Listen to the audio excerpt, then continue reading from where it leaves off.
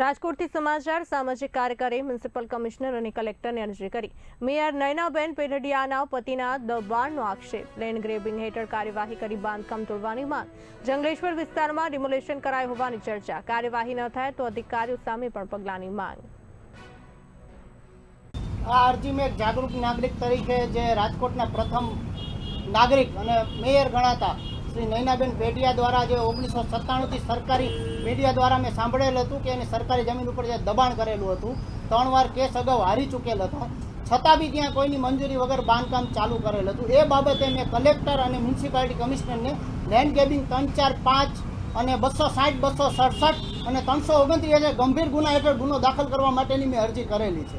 આ બાબતે મેં વારંવાર મારી સોસાયટીમાં બી અનલીગલ બાંધકામની વારંવાર રજૂઆત કરેલું હોવા છતાં બી કોઈ અધિકારી દ્વારા કોઈ પણ એક્શન કોઈ પણ જાતના દબાણ હેઠળ લેતા નથી। જ્યારે અમારી સોસાયટીમાં ધારાસભ્યો દ્વારા લેટર પણ લખાઈ દે ભલામણના, તો મારું કહેવાનું એમ છે કે જંગલેશ્વરમાં આ ધારાસભ્યો ક્યાં ગયા હતા જ્યારે તમે ગરીબ માણસોના ઝોપડા ઉડાડો છો, જે વેરા ભરતા હતા, 15 વર્ષથી રહેતા હતા, એ માણસનું જીવન જોઈ આવો કે કઈ રીતે એ જીવે છે, છતાં બી એના તમે જો ડિમોલેશન કરતા હોય તો આ બાગડ બિલ્લા અમીરોના નક્ષત્ર છે, આ છે કેમ એનું